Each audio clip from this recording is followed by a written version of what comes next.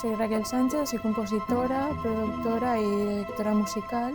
Empecé a componer en el Conservatorio Profesional de Música en Llíria, en una asignatura de audiovisuales, porque estábamos haciendo la realización de un audiovisual y me llamó mucho la atención y empecé a hacer la banda sonora del cortometraje que estábamos haciendo.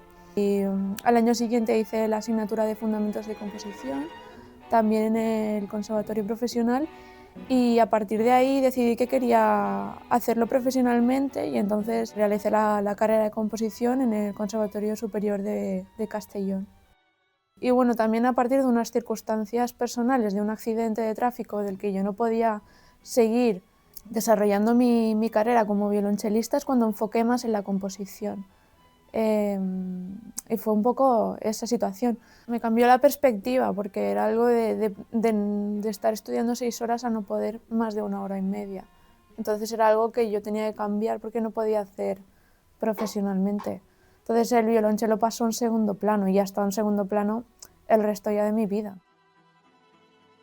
Yo siempre he enfocado en componer para algo y me picó la curiosidad al hacer ese cortometraje y al empezar a poner música a algo, a ayudar a contar algo, un mensaje y ayudar a la imagen. Después sí que he realizado obras orquestales y que he tenido otros planteamientos dentro de la composición, pero sí que el primer enfoque fue ese. O sea, me gusta mucho la creatividad, me considero una persona súper creativa y ya no solo en la música, sino me gusta enfocar varios... Mi vida siempre ha estado ligado mucho a la danza también, me ha gustado explorar muchos lenguajes y al final crear un lenguaje común para crear un mensaje más potente y al final juntar como varias herramientas. Por eso siempre he estado haciendo también pues un poco de productora audiovisual o he escrito cosas o me he ido un poco a la danza y luego al cine. Para mí es diferente dependiendo del proyecto, o sea, depende de lo que vaya a hacer y depende si es un encargo o es algo que yo haga por mi parte, ¿no? Yo he creado mucho a través de mis propios sentimientos y lo que me estaba pasando por dentro. Y lo he exteriorizado a partir de tocar y de ir anotando un motivo y luego ya lo he desarrollado. Así tengo una obra que empezó con un motivo de piano y luego se ha convertido en una obra de 15 minutos de banda que no tiene nada que ver. Pero bueno, surgió de ahí. La cosa diferente es cuando ves un encargo, porque ya no viene de ti, sino tienes que ir a buscar ese proceso, tienes que ir a documentarte, o en el caso de una banda sonora, pues leerte el guión, ver imágenes, hablar mucho con el director, porque ya no es tu enfoque, sino el enfoque de otra persona, y al final tienes que estar dentro de la cabeza de esa persona y ver qué quiere hacer esa persona. Y lo difícil es que al final no dejes de ser tú, no dejes de ser Raquel Sánchez haciendo algo para tal persona. Si empiezo con un motivo o empiezo en el piano, cojo algo también temático o como una historia, ¿no? Para poder desarrollarla, ver un poco dónde me va a llevar, ¿no? Porque si vas a hacer algo muy grande tienes que esquematizarlo un poco porque si no te puedes perder en el camino. Y luego ya pues lo instrumentas, coges la armonía también, ¿vale? Ese motivo, ¿cómo lo voy a armonizar? ¿En qué tono voy a empezar? ¿En qué tono lo voy a desarrollar? ¿Y en qué tono lo voy a concluir? Bueno, a mí es algo que me nace muy fácil, pero empiezo como a instrumentarlo, a llevarlo a diferentes partes, yo ya empiezo a ver las funciones que tiene cada instrumento, es muy importante, qué función tiene cada instrumento en cada parte y qué hace cada instrumento en cada parte.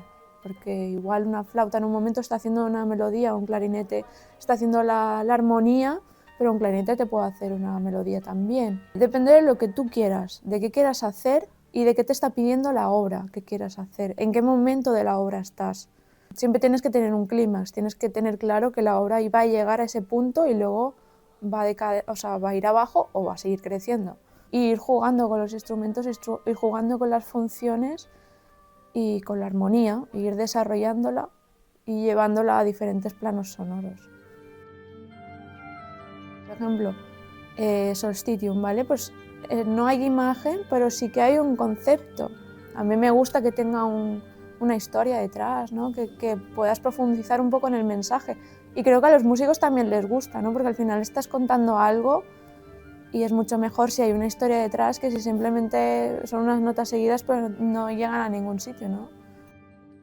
Siempre es mucho más libre en cuanto no tengas una imagen detrás. ¿Por qué? Porque no estás cronometrado, no estás ligado a la imagen por el tempo. Igual si te piden una duración o te piden que haya ciertas secciones o unos tempos, pero va a ser mucho más libre que estar ligado a un tempo, a una imagen, donde tienes que ir sincronizado. Depende de la película habrá un leitmotiv para cada personaje o no. O igual más para el tipo de escena o para el guión en general de lo que pase en la película, ¿no? En Escañapobres había una música enlazada al plano general de la película, a lo que pasaba, porque la música evolucionaba al igual que la película evolucionaba, de mucho más campestre a mucho más orgánico con instrumentos, a irnos a los sintes, a una música más futurista, pero porque la película iba también, tenía una transformación, entonces tienes que entender el contexto.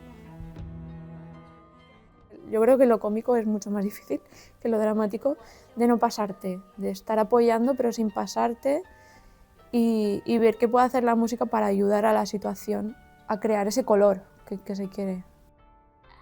Bueno, siempre hay una pata de tres. Está la producción, que son los que te llaman a ti, los que tienen el dinero, por así decirlo, y luego está el director. Y creo que siempre tiene que haber una muy buena comunicación entre ambas partes del triángulo. Si la comunicación no es buena, y me ha pasado, al final se trabaja mal. Tienes que entender muy bien, tú al final eres una parte más. Y creo que se ha de valorar muy bien esas tres partes, ¿no? Que es la parte económica, la parte de gestión, la parte más creativa y la parte de visión que tiene el director, ¿no? Tienes que tener una primera charla, entender qué quiere esa persona y ofrecerle, dentro de lo que tú puedas hacer, acercarte a lo máximo que tú puedas hacer para lo que él quiere o ella quiere. Bueno, un otro punto que quiero hacer es la importancia de tener también un buen equipo, porque al final, si yo estoy como compositora, pero necesito de Alex, ¿no? Como productor y como ingeniero, porque yo tengo unas limitaciones en cuanto a mezcla, necesito de una persona y también necesito del estudio, un buen equipo y también de músicos que al final son los que van a hacer posible que eso suene, ¿no? Al final no solo la figura del compositor, sino que detrás de eso hay muchas más personas, sino de arreglista. Hay muchos compositores que no escriben partituras, que solo componen el tema y tienen orquestadores, tienen arreglistas que les van a hacer ese trabajo, les van a hacer las partituras para que los músicos puedan llegar y tener esa partitura. Están los ingenieros y los mezcladores, ¿no? Al final es un equipo muy grande de personas que hay detrás de una banda sonora, o sea, no hay una persona sola. Eso es muy importante también transmitirlo. Paciencia.